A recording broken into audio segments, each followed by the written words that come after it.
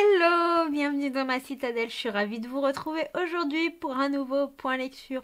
Un point lecture qui sera assez athlétique, donc il y aura de très bonnes lectures, mais aussi des lectures très décevantes.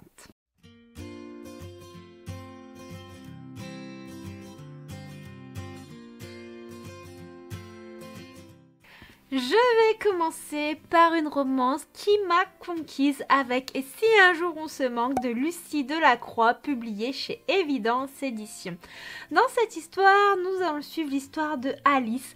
Alice qui a bien vécu sa vie, qui est sur le point de se fiancer avec Marc, mais ça fait 10 ans. 10 ans que elle avait fait une promesse à Axel et ce jour est enfin venu.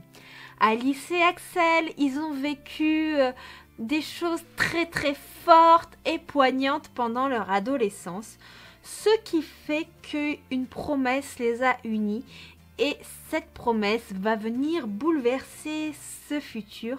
Mais Axel a disparu et cette promesse va être en quelque sorte jetée par la fenêtre suite à cette disparition.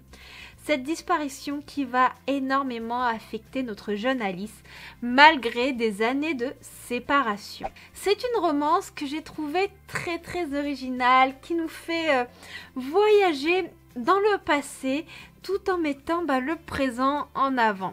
Donc l'histoire commence avec Alice, son petit quotidien, Marc, et puis après nous avons un retour dans le passé qui fait que on apprend comment s'est créée cette relation entre elle et Axel avec énormément de douceur, de fluidité, l'innocence de l'âge qu'ils avaient à l'époque et leur vision des choses. Et c'était beau, c'était touchant. Et puis après, nous en revenons dans le futur, enfin dans le présent plutôt. Et Alice est dans son quotidien, elle est face à cette promesse, elle est face à son désir, elle est face au manque qu'elle a d'Axel. Mais les années ont passé et tout a changé. C'était vraiment très touchant, on voyage à travers le temps, nous avons un soupçon de surnaturel qui était plutôt inattendu et qui m'a agréablement surprise tout au long de l'histoire.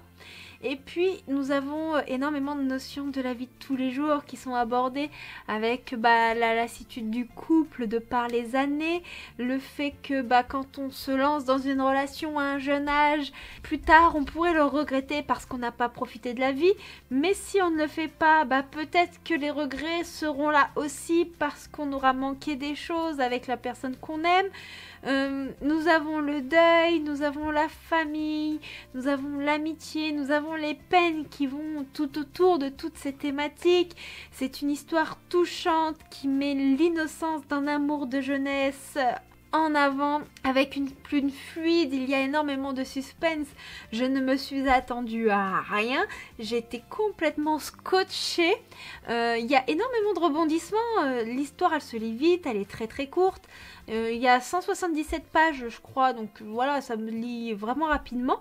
Mais malgré tout, nous avons énormément de matière. Bon, certes, la narration avance rapidement, mais Lucie Delacroix elle a réussi à faire ressortir l'émotion des personnages. Et ça, c'était un pari réussi. L'originalité, elle est là, elle est présente tout au long de ces scènes. Et arriver à mettre de l'originalité dans une romance, chapeau. Donc je vais pas m'étaler trop dessus puisque comme je vous ai dit c'est une romance assez courte, je veux pas vous gâcher le suspense que j'ai eu, mais foncez. J'ai lu le tome 3 de Halpi the Soul Sender de Rona, publié chez Kiyun Éditions. Donc ce tome 3 était très intéressant, je pense que je l'ai préféré aux deux premiers, même si il y a 2-3 petites choses à revoir. Donc pour ceux qui n'ont pas suivi les précédents updates lecture et qui n'ont jamais entendu parler de ce manga, nous allons suivre Halpi, une jeune fille qui va prendre un peu la même destinée que ses parents et qui va devenir une Soul Sender. Elle n'a pas vu ses parents depuis plusieurs années, donc elle va partir à leur recherche tout en continuant à progresser en tant que Soul Sender. Qu'est-ce qu'un Soul Sender? C'est une espèce de mage qui délivre les esprits magiques de la mort. Les esprits magiques, enfin plutôt les esprits divins pour mieux coller à l'histoire. Et un esprit divin, il faut savoir que quand il meurt, tout ce qui touche pourri par des miasmes, en fait, ça devient noir et tout est mauvais. Et donc ça contamine la forêt, ça contamine la terre, ça contamine tout. Et c'est très très nocif. Du coup, les Soul Senders sont là pour empêcher cette nocivité de prendre le dessus. Donc j'ai aimé ce tome. Pourquoi? Parce qu'il nous fait voyager dans le passé. On en apprend plus sur notre jeune Alpi. Et on apprend enfin à découvrir ses parents qui sont absents, ses parents qui attisent notre curiosité depuis les premiers tomes. Et ça, c'était très très agréable. On voit notre jeune Alpi mûrir, on la voit prendre confiance en elle et on la voit redoubler d'efforts pour devenir une très très bonne Soul Sender. Dans ce tome, le rôle et le danger que court un Soul Sender prend tout son sens parce que oui, libérer des esprits divins, ce n'est pas sans conséquence et du coup c'est agréable puisque là aussi ça se développe. On assiste également à la naissance d'une belle amitié avec un personnage qu'on avait vu dans les tomes précédents. Le graphisme est toujours très très sympa chez les éditions Kiyun, hein. Voilà, je vous montre vite fait vraiment approximativement, mais les dessins sont toujours très très agréables à regarder. On découvre également de nouvelles cultures, on voyage, enfin c'est vraiment très très top, c'est une très bonne histoire, même si je trouve que elle n'avance pas assez et que certains aspects ne sont pas assez développés, mais j'espère que ça le sera dans les tomes qui vont suivre. Surtout que la fin se termine sur une note qui attise vraiment très fort notre curiosité. Je vais continuer avec les mangas, avec un petit shoujo qui va relater les émois amoureux, les premiers d'ailleurs. Il s'agit de Atekote, publié chez Akata, de Megumi Morino. Et dans cette histoire, nous allons suivre Ananoi et Otaru. Alors il faut savoir que Ananoi est un garçon qui tombe très facilement amoureux et qui se laisse submerger par ses sentiments. Et Otaru est une jeune fille somme toute assez banale mais qui ne sait pas ce que c'est vraiment l'amour, elle se pose énormément de questions sur ça et elle est assez réservée. Ananoi sort d'une rupture, il est pas très bien, il est assis sur un banc, il pleut ou il neige, je sais plus quel temps il fait. Et Otaru, elle va arriver, elle va lui tendre son parapluie et suite à ça, Ananoi va vouloir avoir une relation avec notre jeune Otaru. Mais Otaru, elle est pas tellement pour, elle se dit mais je sais pas ce que c'est, je suis pas amoureuse. Donc Ananoi va déjà commencer par avoir tout un tas de petites attentions touchantes comme l'attendre avant ou après les cours, la raccompagner. Et Otaru, elle se dit mais pourquoi il a toutes ces attentions envers moi? Est-ce que c'est ça l'amour? Et elle va vouloir un petit peu lui rendre l'appareil puisqu'elle se sent très mal à l'aise que Ananoi fasse tout pour la combler de bonheur et lui faire plaisir. Et donc ils vont être ensemble dans une relation d'essai si vous voulez, et Ananoi a pour objectif de faire tomber Otaru amoureuse de lui. Mais Otaru se pose énormément de questions sur l'amour et c'est un questionnement que je pense que dans notre jeunesse on a tous eu à un moment donné et c'était beau à voir. Les premiers émois amoureux sont décrits avec énormément de sensibilité et c'était très touchant. Le graphisme, lui, il est très simple mais très expressif. Je vais vous montrer une ou deux planches pour que vous puissiez vous rendre compte comme ça. Donc c'est un graphisme somme toute assez banal pour un shoujo, mais on arrivait quand même à percevoir toute l'émotion de nos personnages. J'ai beaucoup aimé la moralité sur le fait que la banalité d'Otaru, elle était d'autant plus touchante, d'autant plus intrigante parce qu'elle ne se comportait pas forcément comme toutes les groupies et que même si on paraît banal, on n'est pas banal quand on creuse un petit peu et c'était beau puisqu'on voit que Ananoi, il ne se concentre pas que sur les apparences, les personnages sont très touchants. Ça se lit très facilement, très rapidement et j'ai hâte de découvrir les tomes suivants. Je vais vous parler d'un énorme coup de cœur parce que j'ai lu le tome 3 de Calliope de Coconan, publié chez Cherry Publishing. Et si vous me suivez depuis un petit moment, vous savez l'amour que j'ai pour Calliope, l'amour que j'ai pour la plume de Coco qui est somme toute assez exceptionnelle. Et donc, dans cette histoire, nous allons suivre les aventures de notre Calliope qui s'est enfui du royaume de Lapidia. Je ne développerai pas les raisons parce que vous n'avez pas forcément lu les 2 précédents tomes. Si vous êtes curieux, je vous renvoie vers les vidéos qui en parlent. Quand j'ai commencé ce tome 3, j'ai été immergée immédiatement dans cette histoire. Un flot de sentiments forts m'a assailli et un questionnement énorme m'a pris en fait. Je me suis dit mais qu'est-ce qui s'est passé? Qu'est-ce que j'ai manqué dans le tome 2? En fait j'avais rien manqué. J'ai été même relire la fin du tome 2 pour être sûre de ne pas avoir manqué des éléments, mais non, c'est que Coco nous tient dans un suspense intenable. Elle est sadique, Coco. Je crois qu'elle est vraiment sadique. J'ai été encore conquise par ces personnages qui sont intenses, qui vous touchent au plus profond de votre âme. Vous avez envie de les comprendre, vous avez envie de les côtoyer, vous avez envie de leur parler. Et malgré leur côté dur, il faut fondre votre cœur. Calliope, elle est toujours fidèle à elle-même, elle est forte et elle prend enfin son destin en main. Et Calliope, c'est une femme que toute femme devrait admirer, elle se laisse pas faire et c'est pas un homme qui va lui dicter ce qu'elle doit faire puisqu'elle évolue dans une société où les femmes sont traitées comme des sous-merdes, faut dire ce qui est. La femme doit subir un châtiment pour ce que son mari a fait. Vous imaginez à quel point c'est honteux? Et Calliope, elle est outrée par ça.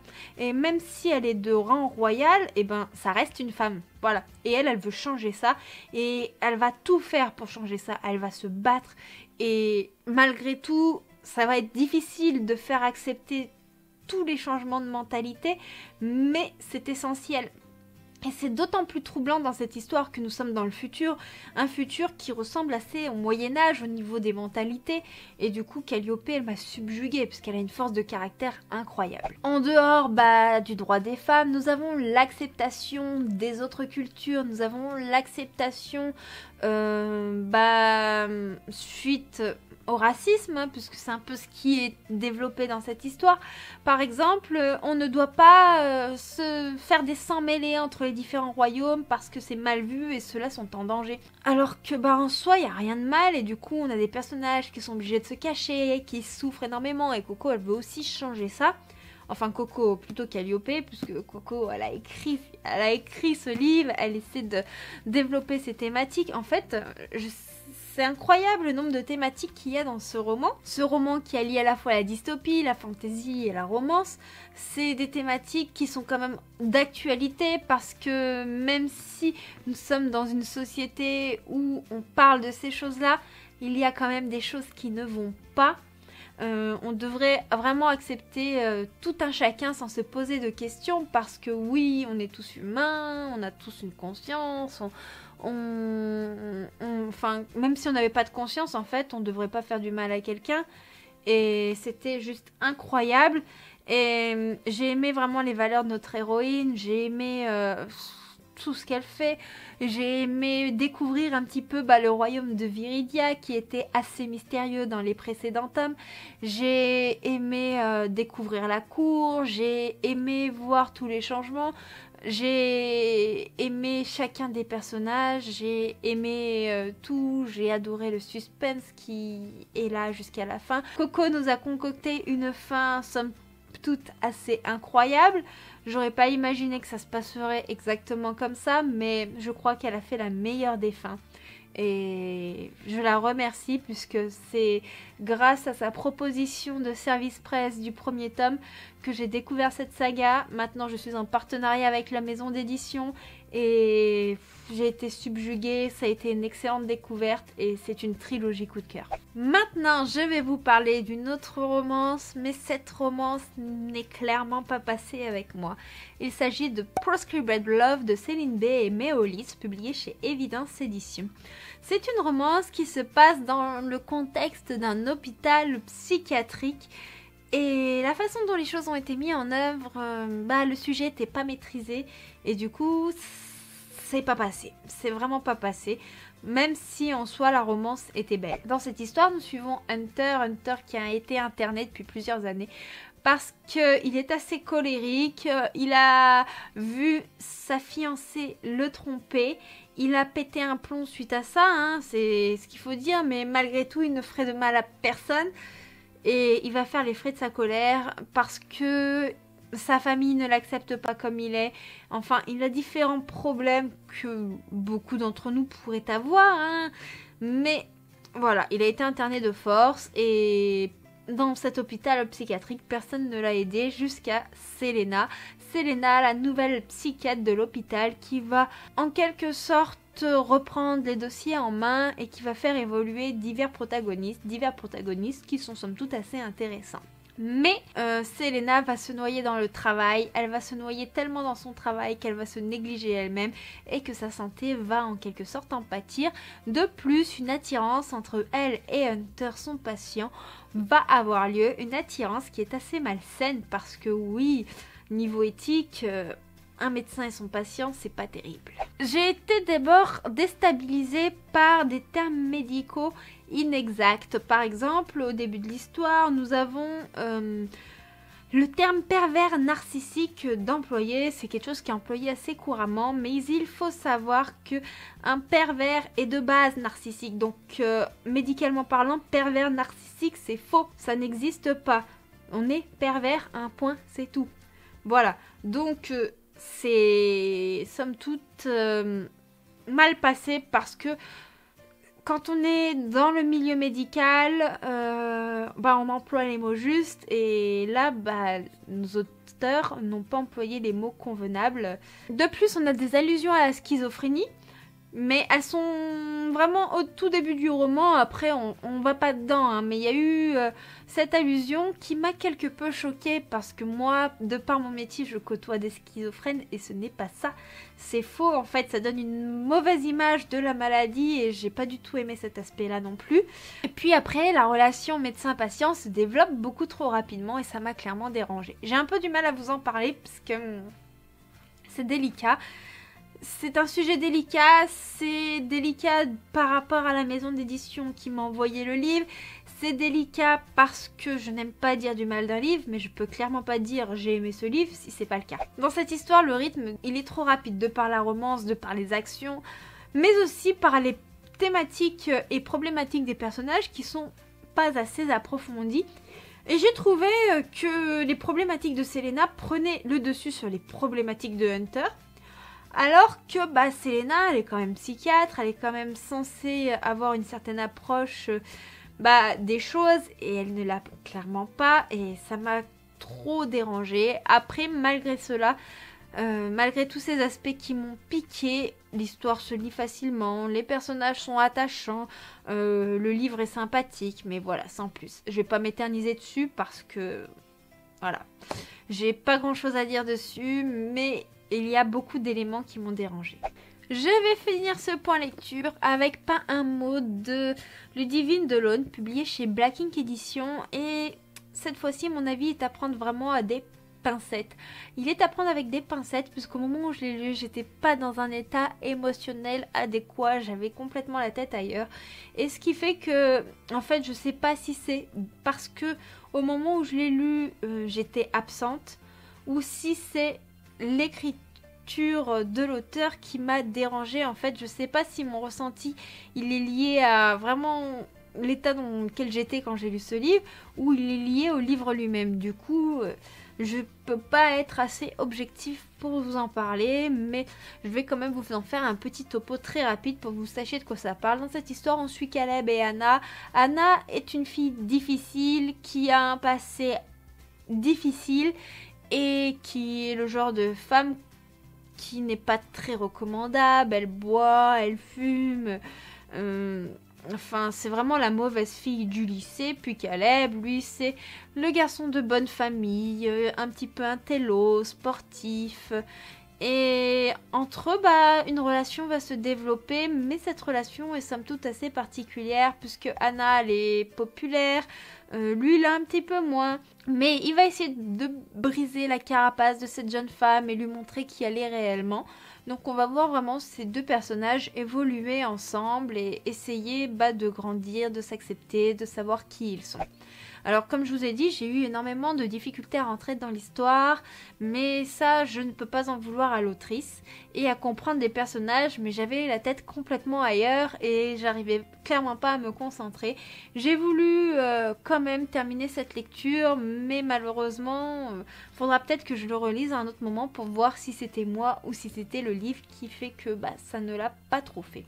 Le rythme narratif, par contre, ça j'en suis sûre et je peux vous le dire, il est assez rapide. Il y a peu de personnages, j'en suis principalement Anna et Caleb. Et 2-3 personnages à côté, mais qu'on voit très très rarement. J'ai pas réussi à comprendre les réactions des protagonistes dans le sens que je les ai trouvées un petit peu trop... Je sais pas en fait, je sais pas comment vous le décrire. Je cherche mes mots, je ne les ai pas, mais je peux pas me permettre d'établir un avis complet sur celui-ci. Tout ce que je peux vous dire, c'est que Caleb, c'est le garçon doux, Anna, c'est la mauvaise fille, que leur passé est compliqué, que la relation avance très rapidement entre eux et qu'il y a énormément de thématiques abordées. Après, je pense que l'histoire aurait mérité d'être un peu plus longue, un peu plus développée sur les personnages, un peu plus développée sur les descriptions. Mais voilà, c'est à prendre vraiment avec des pincettes. Voilà, ce sera tout pour ce point lecture. J'espère qu'il vous aura plu. N'hésitez pas vous à me dire s'il y a des livres dont les thématiques vous ont un petit peu piqué, comme moi ça a été avec Proscribed Love.